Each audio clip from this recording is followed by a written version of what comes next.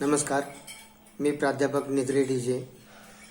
सावित्रीबाई फुले पुणे विद्यापीठाने राज्यशास्त्र जनरल या विषयासाठी TYBAला पॉलिटिकल आयडियोलॉजी अर्थात राजकीय विचार प्रणाली हा विषय या ठिकाणी जनरल स्तरावर ठेवलेला आहे.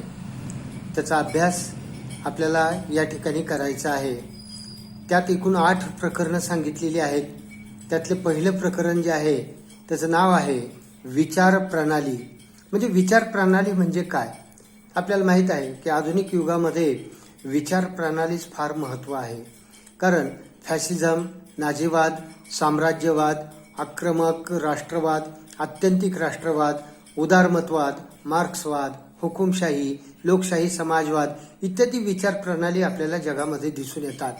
या सर्व विचार प्रणाली ज्या आहेत त्या आधुनिक युगामध्ये या ठिकाणी निर्माण झालेल्या आहेत असं आपल्याला या ठिकाणी दिसून येईल. आज प्रत्येक देश हा कोणत्या ना कोणत्या विचार प्रणालीचा स्वीकार करताना दिसतो. आधुनिक युद्ध, राजकीय पक्षांमधील वाद हे विचार प्रणालीला धरूनच केले जातात. विचार प्रणालीचं स्वरूप व तिचा प्रभाव लक्षात घेतल्याशिवाय आधुनिक राजकीय व्यवस्था समजणे हे अतिशय अवघड आहे. आणि म्हणून सत्ता आणि तिचा प्रभाव व त्याला अधिमान्यता देण्यासाठी विचार प्रणाली असणं अतिशय गरजेचं आहे. एकूण इतिहासाच्या निर्मितीमध्ये विचार प्रणालीचं महत्त्व हे अतिशय आहे असं आपल्याला दिसून येईल. राजकीय सत्तेच्या विस्तारामध्ये विचार प्रणालीची भूमिका ही अतिशय महत्त्वाची त्या ठिकाणी दिसून येते. व्यक्ती, समाज, अर्थव्यवस्था, राजकीय व्यवस्था इत्यादी विषयांबाबत विचार प्रणाली जनतेला एक निश्चित दृष्टिकोन देत असते. सकारात्मक रूपामध्ये राष्ट्र व जनता यांना एकत्रित करण्याचे कार्य या विचार प्रणाली करत असतात. त्यामुळं लोकांमध्ये समर्थनाची भावना ही विकसित त्या ठिकाणी होत असते. विचार प्रणाली व्यक्तीपेक्षा समाजावर त्या ठिकाणी अधिक भर देत असतात. त्यामुळे जनतेचं समर्थन सरकारला व सरकारचे संरक्षण समाजाला मिळत असते. त्यामुळे राष्ट्र आपल्या सत्तेचा विकास जनतेच्या समर्थनाबरोबर करते. पण विचार प्रणालीमुळे सत्तेचा दुरुपयोग पण होण्याची शक्यता ही मोठ्या प्रमाणावर दिसून येते. विचार प्रणाली म्हणजे विचारांची व्यवस्थित केलेली मांडणी होय. विचार प्रणाली हा मराठी शब्द इंग्रजीतील आयडियोलॉजी या शब्दाचे मराठी भाषांतर आहे. फ्रेंच सिद्धांत शास्त्रज्ञ डेस्टर दी ट्रॅसी यांनी 1797 मध्ये आयडियोलॉजी या शब्दाचा प्रथमतः प्रयोग केला. त्यांना आयडियोलॉजी या शब्दाबाबत विचारांचे विज्ञान हा अर्थ अभिप्रेत होता. आधुनिक विचारवंतांनी विचारधारांना विचारांचा समूह मानून तिला संज्ञेचे रूप त्या ठिकाणी दिलेले आहे. न्याय, स्वातंत्र्य, समता, शोषण इत्यादी संकल्पना एकमेकांना पूरक त्या किंवा विसंगत म्हणून जोडल्या गेलेल्या आहेत. या संकल्पना योग्य रीतीने जोडल्यास संपूर्ण सामाजिक जीवनाला नियंत्रित करणारा विचारांचा एक संच तयार होत असतो. विचार प्रणाली होण्यासाठी संचालित विचारांचा परस्पर संबंध हा परस्पर पूरक, बळकटी देणारा, सुसंगत व एक निश्चित दिशा देणारा त्या ठिकाणी असला पाहिजे.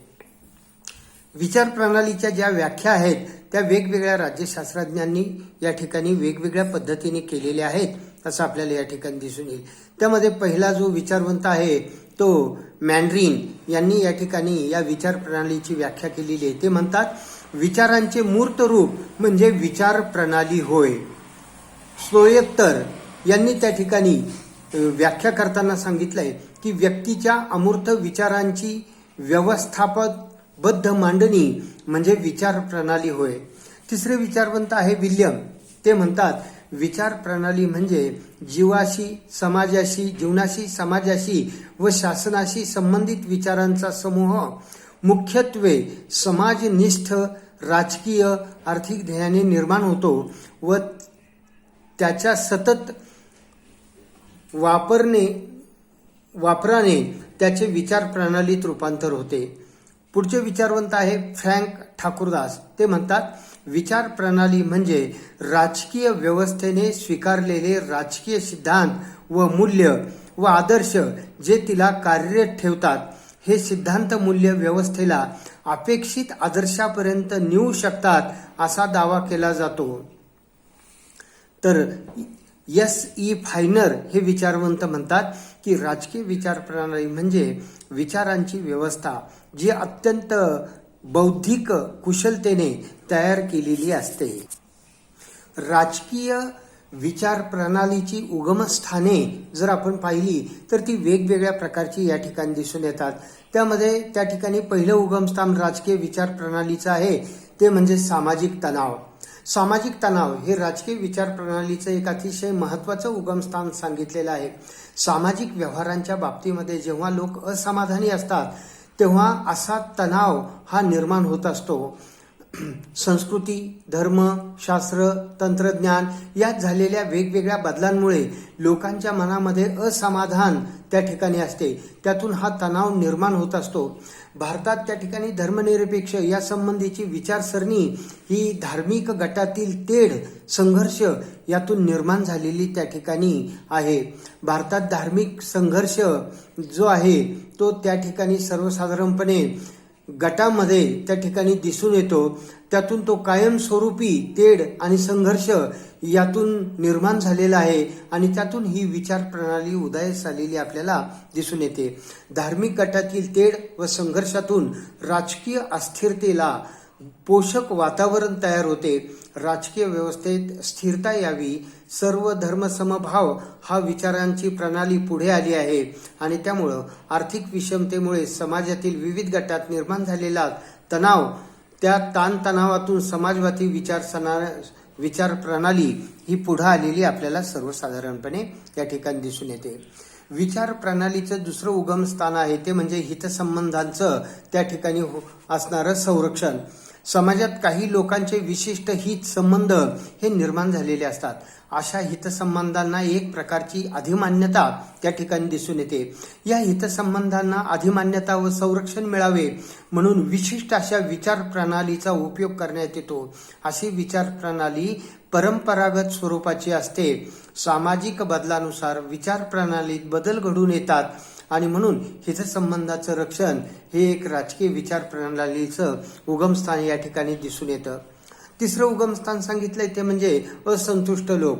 समाजामध्ये ज्या लोकांना कोणत्याच प्रकारची सामाजिक प्रतिष्ठा या ठिकाणी दिसून येत नाही, आर्थिक लाभ कोणत्याही प्रकारचा मिळत नाही, अशा लोकांच्या मनामध्ये एक प्रकारची या ठिकाणी कटुता निर्माण त्या ठिकाणी होत असते आणि अशी कटुता निर्माण झाल्यानंतर त्या ठिकाणी सर्वसाधारणपणे सर्व राजकीय विचार प्रणाली जी आहे ती त्या ठिकाणी स्पष्टपणे आपल्याला दिसून येते. अशी विचार प्रणाली ही क्रांतिकारी व डावी विचार प्रणाली म्हणून त्या ठिकाणी ओळखली जाते. प्रत्येक समाजामध्ये असा एक लोकांचा वर्ग असतो की त्यांच्यावर अनेक बाबतीत अन्याय झालेला त्या ठिकाणी आपल्याला दिसून येतो. चौथं उगमस्थान सांगितलेलं आहे ते म्हणजे प्राप्त झालेल्या स्थानाचं समर्थन त्या ठिकाणी जेव्हा होतं त्यातून राजकीय विचार प्रणाली जी आहे ती या ठिकाणी निर्माण होत असते. समाजामध्ये काही लोकांना एक विशिष्ट स्थान प्राप्त झालेलं त्या ठिकाणी दिसून येतं. समाजात जे काही घडत असतं त्याकडे दुर्लक्ष करून आपल्या मर्यादित दृष्टिकोनातून आपल्या स्थानाचं समर्थन करण्यासाठी विचार प्रणालीचा आधार हा घेतला जातो. आफ्रिका, ऑस्ट्रेलिया खंडामध्ये श्वेतवर्णीय लोकांनी अशीच वर्णद्वेषी विचार प्रणाली ही अंमलात आणलेली आहे. पुढचं उगमस्थान सांगितलंय ते म्हणजे जुने आणि नवीन यामधला संघर्ष होय. नवीन शास्त्रीय शोध व कल्पना यांच्या आधारे नवीन विचार समाजामध्ये मांडले जातात. जुन्या विचारांना विरोध करणारे हे विचार असतात. त्यामुळं जुने आणि नवीन विचारात संघर्ष होताना दिसून येतो. जुने व नवीन विचार यात वैचारिक संघर्षातून दोन्ही बाजू आपापल्या विचारांचे समर्थन करत असतात. जुने विचार प्रतिगामी तर नवीन विचार पुरोगामी स्वरूपाचे असतात. लोकशाहीत जुने व नवीन विचार जे आहेत यांचा संघर्ष हा शांततेच्या मार्गाने त्या ठिकाणी चाललेला आपल्याला दिसून येतो. आणि म्हणून त्यातूनच विचार प्रणालीचे समर्थक हे आपले विचार सर्वसामान्यांना पटवून देण्याचा विचार करत असतात. त्यावर आधारित धोरण व कार्यक्रम अंमलात आणण्याचा प्रयत्न त्या ठिकाणी करत असतात. तर अशा प्रकारे या विचार प्रणालीचे वेगवेगळी उगमस्थाने आपल्याला दिसून येतात.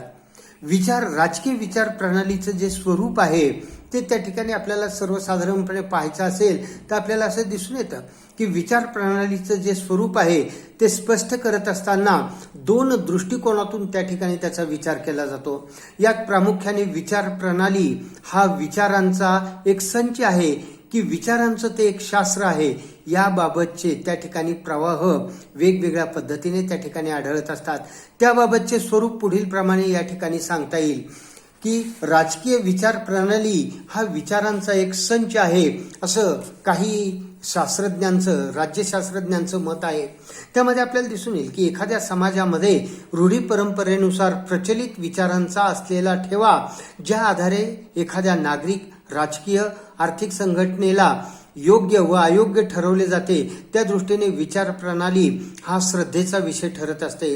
एखाद्या विचार प्रणालीचे समर्थक कसलाही वैज्ञानिक आधार नसताना त्या ठिकाणी तिचं अनुकरण करतात. तिची सत्यता पडताळून पाहण्याचा विचार केला जात नाही. वैज्ञानिक दृष्टीचे समर्थक विचार प्रणालीस तिरस्काराचे त्या ठिकाणी वाटत असतात. राज्यशास्त्रात प्रचलित विचार प्रणालीत उदारमतवाद, मार्क्सवाद, समाजवाद, साम्यवाद, पुराणमतवाद, फॅसिस्टवाद, राज्यवाद, गांधीवाद या विचार प्रणालींचा समावेश त्या ठिकाणी होत असतो असं आपल्याला दिसून. प्रत्येक विचार प्रणालीचे त्या ठिकाणी लोक आपल्या विचार प्रणालीसाठी काही तत्वांचा आधार त्या ठिकाणी घेत असतात व इतरांच्या मनामध्ये आपल्या विचार प्रणालीची आस्था व विश्वासार्हता निर्माण करण्याचा प्रयत्न करत असतात. जर विभिन्न विचार प्रणालीच्या समर्थकांनी खुल्या मनाने इतरांचे विचार ऐकण्याची तयारी दर्शवली तर वादाचे निराकरण या ठिकाणी होत असते. विचार प्रणालीचं दुसरं स्वरूप सांगितलेलं आहे ते म्हणजे विचारांचे शास्त्र होय. विचार प्रणाली हे विचारांचे एक शास्त्र आहे. हे विविध विचारवंतांच्या दृष्टिकोनातून त्या ठिकाणी आढळून येते. ट्रॅशीचा दृष्टिकोन हा एक अशाच पद्धतीचा आहे. मार्क्सचा दृष्टिकोन, जॉर्ज लुकाचा त्या ठिकाणी दृष्टिकोन, मॅनहॅमचे विचार हे अशाच बाबतीमध्ये हे या ठिकाणी आपल्याला सर्वसाधारणपणे दिसून येतात. राजकीय विचारांची व्याप्ती पाहत असताना त्या ठिकाणी वेगवेगळ्या मुद्द्यांच्या आधारातून आपल्याला राजकीय विचारांची व्याप्ती जी आहे ती त्या ठिकाणी दिसून येते. त्यामध्ये आपल्याला दिसून येईल की या राजकीय विचार प्रणालीमध्ये वेगवेगळ्या प्रकारचे विचार त्या ठिकाणी आपल्याला दिसून येतात. त्यामध्ये आधुनिक काळामध्ये वेगवेगळ्या विचार प्रणाली ज्या आहेत त्या आपल्याला या ठिकाणी दिसून येतात. त्यामध्ये उदारमतवाद आहे, समाजवाद आहे, राष्ट्रवाद आहे, राज्यवाद आहे, भांडवलशाही आहे, लोकशाही, मार्क्सवाद, स्त्रीवाद, स्थितीवाद, सर्वकषवाद व विचार प्रणाली इत्यादी विचार प्रणाली आपल्याला दिसून येतात. त्यामुळे या सर्व विचार प्रणालींचा अभ्यास करण्यावर हा भर दिला जातो. दुसरा त्या ठिकाणी व्याप्तीचा मुद्दा आपल्याला दिसून येतो तो म्हणजे व्याप्तीचं स्वरूप हे वैश्विक आहे, जागतिक स्वरूपाचं आहे. म्हणजे विचार प्रणाली ही समाजातील एखाद्या विशिष्ट गटास प्रभावी करण्याचा प्रयत्न करत असते. पण आजच्या काळात अशा अनेक विचार प्रणाली आहेत की ज्यांचे स्वरूप हे जागतिक त्या ठिकाणी दिसून येतं. विचार प्रणालीस सीमारेषांची मर्यादा ही या ठिकाणी नसते. लोकशाही, राष्ट्रवाद, उदारमतवाद यासारख्या विचार प्रणाली जगाच्या कानाकोपऱ्यापर्यंत जाऊन पोहोचलेल्या आहेत. पुढचं त्या ठिकाणी व्याप्तीचं स्वरूप आपल्याला दिसून येईल ते म्हणजे विधायक आणि विध्वंसक स्वरूप. विचार प्रणालीस विधायक आणि विध्वंसक अशा दोन्हीही बाजू त्या ठिकाणी असतात. कारण काही विचार प्रणाली या सौम्य व विधायक स्वरूपाच्या आहेत तर काही जाल व विध्वंसक स्वरूपाच्या आहेत. लोकशाही, राष्ट्रवाद, गांधीवाद या सर्व विचार प्रणाली विधायक तर फॅशिझम, नाझीवाद व मार्क्सवाद या ठिकाणी विचार प्रणाली आक्रमकतेवर भर देत असतात असं आपल्याला दिसून येईल. विचार प्रणालीची व्याप्ती पाहत असताना विचार प्रणालीच्या ज्या मर्यादा आहेत त्यांचा पण त्या ठिकाणी भान ठेवलं पाहिजे. विचार प्रणालीची व्याप्ती प्रदीर्घ असली तरी काळाच्या ओघामध्ये विचार प्रणालींना काही मर्यादा या ठिकाणी पडतात. समाज परिवर्तनामुळे सत्तेत बदल झाल्यास काही विचार प्रणाली नामशेष होतात, तर काही विचार प्रणाली ज्या आहेत त्या ठिकाणी काही गटांपुरत्याच मर्यादित राहतात आणि त्यामुळं दुसऱ्या महायुद्धानंतर फॅशिझम, नाझीवाद ही विचार प्रणाली जी आहे ती त्या ठिकाणी काळाच्या ओघात नष्ट झालेली आपल्याला दिसून येते. या ठिकाणी राजकीय विचार प्रणालीची राजकीय व्यवस्थेतील भूमिका पाहण्याचा जर आपण प्रयत्न केला तर त्या ठिकाणी आपल्याला दिसून येईल की वेगवेगळ्या पद्धतीने त्या ठिकाणी त्याचं मुद्द्यांचं हे विश्लेषण त्या ठिकाणी त्या आधारे ही भूमिका आपल्याला स्पष्ट करता येईल. 19व्या शतकात फ्रान्समध्ये प्रथम ही विचार प्रणाली जी आहे ती विचार प्रणालीची संकल्पना ही अस्तित्वात आलेली आहे. आज प्रत्येक प्रकारचा संघर्ष हा विचार प्रणालीच्या परिभाषेत व्यक्त केला जातो. प्रत्येक विचार प्रणाली म्हणजे राजकारण, समाजकारण, अर्थकारण याकडे पाहण्याचा एक स्वतंत्र अशा प्रकारचा दृष्टिकोन आहे आणि त्यामुळं त्या ठिकाणी विचार प्रणाली जी आहे ती त्या ठिकाणी वेगवेगळ्या पद्धतीची अस्तित्वात आलेली आहे. विचार प्रणाली हे विचारांचं एक त्या ठिकाणी शास्त्र आहे. राष्ट्र विकसित असो किंवा अविकसित स्वरूपाचं त्या ठिकाणी असो, तेथे कोणते ना कोणते प्रकारची विचार प्रणाली ही राजकीय वर्तनास प्रभावित त्या ठिकाणी करत असते आणि त्यामुळं विचार प्रणालीमुळं व्यक्ती विशिष्ट चळवळीत आपले वर्चस्व झोकून त्या ठिकाणी देण्याचं काम करत असतात. राजकीय व्यवस्थेतील विचार प्रणालीची भूमिका ही आपल्याला पुढील प्रमाणे स्पष्ट करता येईल. व्यावहारिक संदर्भ. विचार प्रणालीस महत्वाचे व्यावहारिक संदर्भ त्या ठिकाणी असतात. हे संदर्भ जे आहे ते व्यक्तीच्या राजकीय घडामोडींच्या प्रतिक्रिया निश्चित करत असतात. व्यक्तीची त्या ठिकाणी असणारी राजकीय घडामोडींच्या प्रतिक्रिया ज्या आहेत त्या ठिकाणी विचार प्रणाली कोणत्या प्रकारची भूमिका घेते त्यावर त्या ठिकाणी त्या आधारित असतात. व्यक्ती कोणत्या राजकीय प्रश्नांवर कोणती बाजू घेईल हे व्यक्तीच्या विचार प्रणालीशी संबंधितनुसार त्या ठिकाणी ठरत असते. व्यक्तीच्या अशा आकांक्षा, धारणा तिच्या विचार प्रणालीतून त्या ठिकाणी निश्चित होत असतात. दुसरा मुद्दा आहे तो म्हणजे जीवनाला नवी दिशेने देण्याचं काम राजकीय व्यवस्थेतील भूमिका त्या ठिकाणी करत असते. त्यामुळं आपल्याला दिसून येईल की मनुष्य हा अर्थपूर्ण जीवन जगत असतो. चैन, मजा म्हणून तो आपलं आयुष्य जगत नसतो. मानवी जीवनात अनेक घडामोडी घडत असतात. त्यामुळं मानवी जीवनात अनेक चांगले वाईट परिणाम होत असतात. आज विचार प्रणालीची मानवाला आपल्या जीवनाशी निश्चित अशी दिशा, निश्चित ध्येय याची माहिती त्यामुळं त्या ठिकाणी मिळते आणि त्यामुळं तो आपली विवेकपूर्ण भूमिका, निश्चित ध्येय, शाश्वत जीवन त्या ठिकाणी जगत आहे. विचार प्रणालीची भूमिका पाहत असताना जगाचं आकलन त्या ठिकाणी होत असतं आणि म्हणून माणसांचे विचार त्याला संपूर्ण जगाचं होणारं आकलन देण्याची क्षमता ही राजकीय विचार प्रणाली करत असते असं आपल्याला दिसून येईल. जग समजण्यासाठी त्याला विचार प्रणालीची मदत होत असते. मार्क्सच्या मते जग समजण्यासाठी मानवाचे विचार हे शास्त्रीय दृष्टिकोनात असले पाहिजे. आदर्श दृष्टिकोन सत्य परिस्थितीतील गरजांना, शक्यतांना धरून त्या ठिकाणी असले पाहिजे, तरच त्यामुळे जगाचं आकलन हे होत असतं. विचार प्रणालीमुळे संघर्षाचं कारण त्या ठिकाणी समजत असतं. म्हणजे व्यक्ती जी आहे ती कोणत्या वर्गाची आहे यावरून तिचे इतर वर्गीय समाजाशी कोणत्या प्रकारचे संबंध प्रस्थापित होतात. मार्क्सच्या मते मानवाच्या जाणीवेतून अस्तित्व निर्धारित होत नाही, तर अस्तित्व हे या ठिकाणी जाणीवेतून निर्धारित होत असते. व्यक्तीला वर्गीय दृष्टिकोनातून जे त्या ठिकाणी दिसतं ते वास्तवतेपेक्षा वेगळं त्या ठिकाणी असतं असं आपल्याला सर्वसाधारणपणे दिसून येईल. आणि म्हणून विचार प्रणालीची विश्लेषणासाठी सामाजिक व आर्थिक पार्श्वभूमी ही त्या ठिकाणी लक्षात घ्यावी लागते. समाजात त्या ठिकाणी शासक वर्गाची भूमिका अत्यंत प्रभावी अशा प्रकारची असते. अधिसत्तेच्या विरोधात उभी राहणारी विचार प्रणाली ही असू शकते. त्यातून संघर्ष निर्माण होऊ शकतो. राजकीय विचार प्रणालीची भूमिका पाहत असताना पुढचा मुद्दा सांगितलाय तो म्हणजे राजकीय प्रशिक्षण. राजकीय पक्षांची पडताळणी विचार प्रणालीतून त्या ठिकाणी मिळत असते. त्यांच्या विचारांचा, त्यांच्या विश्वासांचा सूत्रांवर त्या ठिकाणी ती आधारित असते. विचार प्रणालीमधून उपलब्ध असलेल्या पर्यायातून योग्य पर्याय कसा निवडावा याचे प्रशिक्षण त्या ठिकाणी मिळत असते. आपण कोणत्या प्रकारची राजकीय भूमिका घ्यावी, कोणत्या बाजूने त्या ठिकाणी उभे राहावे हे व्यक्तीला निश्चित करण्यासाठी विचार प्रणाली जी आहे ती अतिशय महत्त्वाची भूमिका घेत असते असं आपल्याला या ठिकाणी दिसून येईल. त्याचप्रमाणे कृतीशीलता, विचार प्रणालीमुळे व्यक्ती शिस्तबद्ध पद्धतीने संघटित राहण्याचा प्रयत्न करते. आपले ध्येय साध्य करण्यासाठी उपलब्ध नेतृत्वाची आधी सत्ता मान्य करावी लागते. नेतृत्व याकडून आलेल्या आज्ञेचे पालन करावे लागते. संघटनेतील भूमिका ही कोणत्याही स्वार्थ न ठेवता समर्थपणे पार पाडावी लागते. थोडक्यात विचार प्रणालीची व्यक्तीमध्ये कृतीशीलता निर्माण त्या ठिकाणी करावी लागते असं आपल्याला या ठिकाणी दिसून येईल.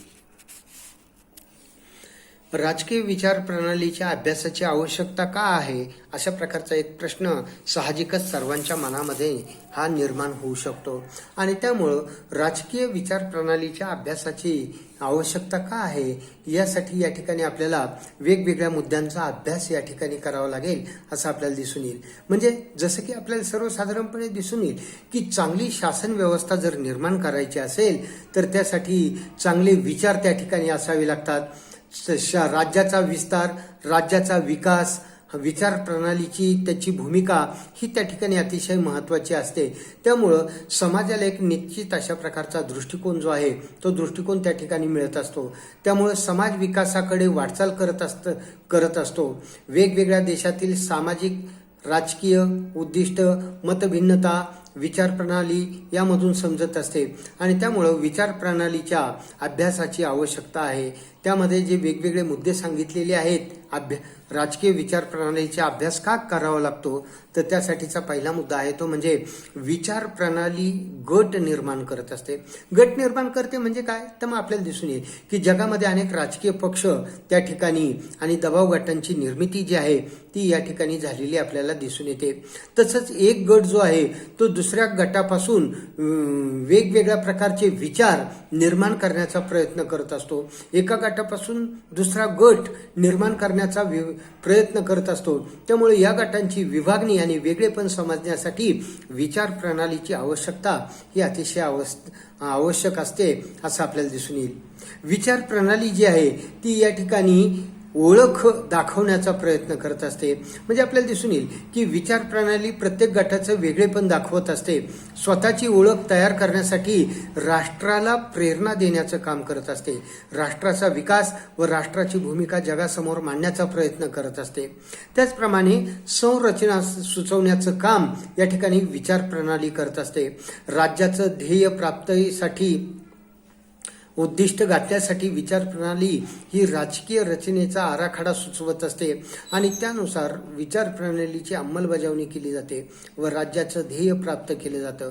उदाहरणार्थ साम्यवादी विचार प्रणालीत एकच पक्ष असतो. उदारमतवादी विचार प्रणालीत अनेक राजकीय पक्ष असतात. प्रत्येक राजकीय व्यवस्थेत जो रचनात्मक बदल दिसून येतो तो विचार प्रणालीमुळे दिसून येतो असं आपल्याला दिसून. पुढचा मुद्दा सांगितला आहे तो म्हणजे राजकीय व्यवस्था विचार प्रणाली स्वीकारते. जगातील प्रत्येक राजकीय विचार प्रणाली जी आहे ती त्या ठिकाणी कोणत्या ना कोणत्या विचारसरणीवर आधारित असते असं आपल्याला दिसून येईल. ती राजकीय व्यवस्था अशा विचार प्रणालीचा स्वीकार त्या ठिकाणी करत असते. या विचार प्रणालीनुसार या राजकीय व्यवस्थेचा राज्यकारभार हा चाललेला असतो. विचार प्रणाली ही गतिशील प्रकारची त्या ठिकाणी असते. म्हणजे काय तर मग आपल्याला दिसून येईल की त्यामध्ये सातत्याने बदल त्या ठिकाणी होत असतात. विचार प्रणाली कधीही स्थिर त्या ठिकाणी असू शकत नाही. कोणतेही राष्ट्र एखादी विचार प्रणाली स्वीकारताना तिच्यात काही बदल करूनच ती त्या ठिकाणी स्वीकारत असते असं आपल्याला दिसून येईल. कोणताही राजकीय व्यवस्था विचार प्रणाली आहे तशीच त्या ठिकाणी स्वीकारत नाही. कारण त्या ठिकाणी त्यामध्ये बदल करणं हे आवश्यक असतं. बदल का करायचा असतो, त्याचे काय परिणाम होतात हे या ठिकाणी आपल्याला समजून घ्यावं लागेल. आणि म्हणून राजकीय विचार प्रणालीचा अभ्यास करत असताना त्या ठिकाणी या विचार प्रणालीमध्ये झालेले बदल, त्यांचे परिणाम कोणत्या प्रकारचे होतील याचा पण विचार करणं अतिशय गरजेचं आहे. विचार प्रणालीमुळं त्या ठिकाणी मूल्यमापन त्या ठिकाणी करता येतं. जगातील सर्व राजकीय व्यवस्थांचा कृतींशी कृतीची दिशा ही विचार प्रणालीमधून व्यक्त होत असते. राजकीय व्यवस्थेची कृती योग्य की अयोग्य हे विचार प्रणालीच्या आधारे त्या ठिकाणी ठरवले जाते. आणि त्यामुळं राजकीय व्यवस्थेचे मूल्यमापन करण्याचे साधन म्हणून विचार प्रणालीकडे या ठिकाणी पाहावं लागेल.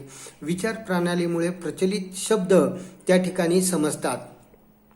म्हणजे की राजकीय पक्षांना डावे पक्ष, उजवे पक्ष, मध्यमवर्गीय पक्ष, प्रतिगामी, पुरोगामी, प्रतिक्रियावादी अशी वेगवेगळ्या प्रकारची जी विशेषणे लावली जातात ते विचार प्रणालीचं द्योतक आहे. या शब्दातून राजकीय पक्षांच्या मानसिकतेचा कल या ठिकाणी कळतो. आणि म्हणून पक्षांची युती किंवा विरोध विचार प्रणालीमुळे शक्य होतो. देशाचे राजकारण, राजकीय प्रक्रिया समजण्यासाठी विचार प्रणालीचा अभ्यास करणं हे आवश्यक आहे. आणि म्हणून या ठिकाणी विचार प्रणाली ही अतिशय महत्त्वाची आहे. तिचा अभ्यास करणं अतिशय महत्त्वाचं आहे. त्यामधूनच त्या ठिकाणी राष्ट्राचं त्या ठिकाणी आपल्याला दिशा ही योग्य आहे की अयोग्य आहे हे या ठिकाणी आपल्याला कळू शकते. नमस्कार.